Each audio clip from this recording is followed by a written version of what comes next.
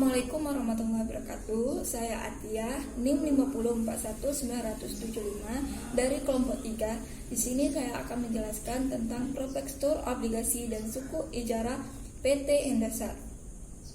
Kegiatan usaha penyelenggaraan jaringan atau jasa telekomunikasi berkedudukan di Jakarta Pusat, Indonesia. Penawaran umum obligasi Indosat 8 tahun 2012, tingkat bunga tetap dengan jumlah pokok sebesar 2.700 miliar rupiah obligasi, dan suku ijarah Indosat 5 tahun 2012 dengan sisa imbalan ijarah sebesar 300 miliar rupiah suku ijarah. Obligasi ini terdiri dari dua seri, yaitu obligasi seri A dan obligasi seri B, yang masing-masing ditawarkan 100% dari jumlah pokok obligasi. Obligasi ini diterbitkan tanpa warkat kecuali sertifikat jumbo obligasi yang diterbitkan atas nama PT Kustodian Sentra Efek Indonesia dengan syarat-syarat dan ketentuan obligasi antara lain sebagai berikut. Yang pertama yaitu seri A sebesar 1.200 miliar rupiah berjangka waktu 7 tahun dengan bunga tetap sebesar 8,625% per tahun.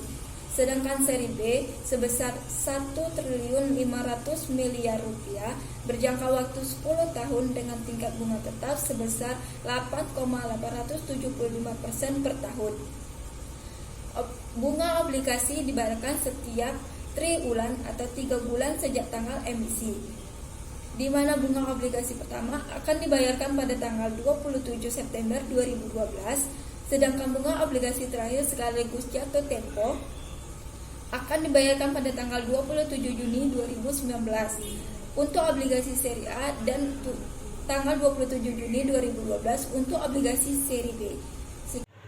Baiklah, saya akan melanjutkan materi selanjutnya.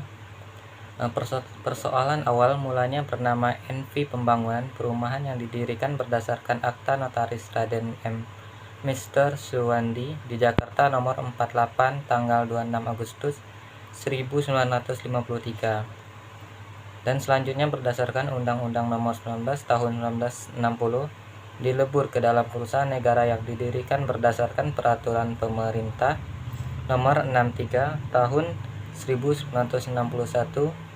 tanggal 29 Maret 1961 tentang pendirian perusahaan negara pembangunan perumahan yang telah diumumkan dalam Lembaran Negara Republik Indonesia Nomor 84 Tahun 1961.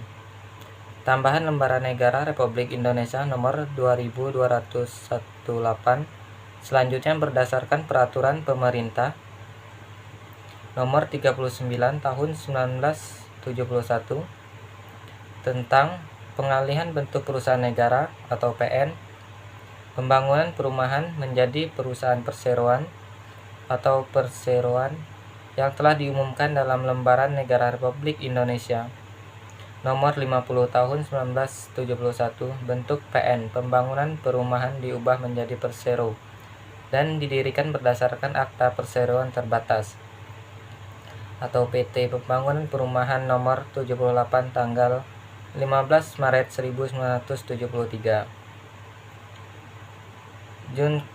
Akta Perubahan Nomor 247 tanggal 21 Maret 1974 yang telah mendapat pengesahan dari Menteri Kehakiman Republik Indonesia berdasarkan keputusan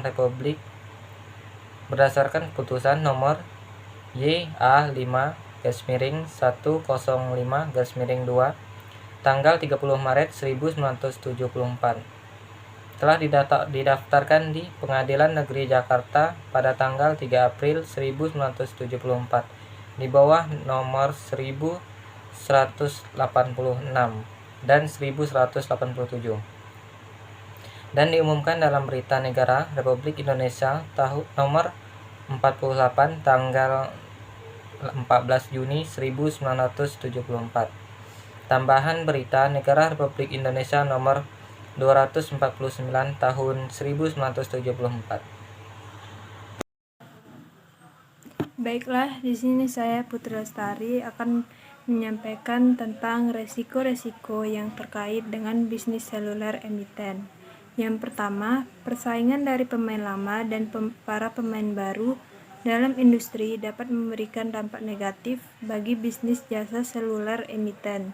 Yang kedua, emiten mengalami churn rate yang tinggi. Yang ketiga, emiten bergantung pada ketersediaan infrastruktur menara telekomunikasi. Yang keempat, data pelanggan emiten terkait dengan operasi emiten tidak dapat dibandingkan antar periode. Yang kelima, peningkatan yang signifikan atas biaya frekuensi dapat menimbulkan dampak terhadap kegiatan usaha, kondisi keuangan, dan hasil usaha emiten.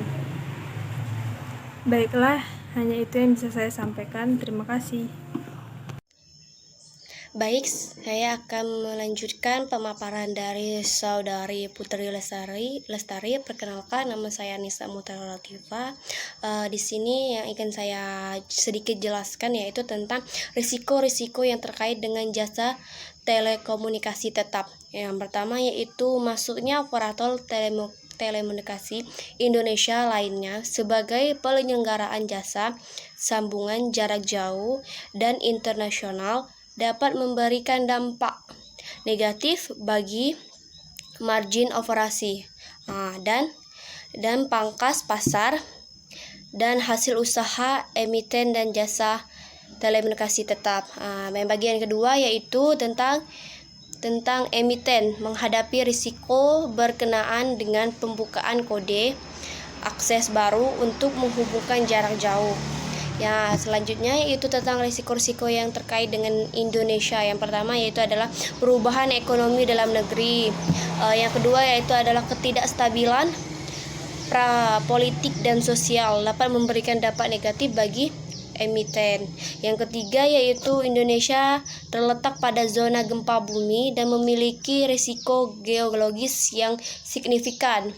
Yang keempat yaitu tentang depresiasi nilai rupiah dapat memberikan dampak yang negatif bagi bisnis. Yang kelima yaitu penurunan peringkat kredit pemerintah atau perusahaan-perusahaan di Indonesia.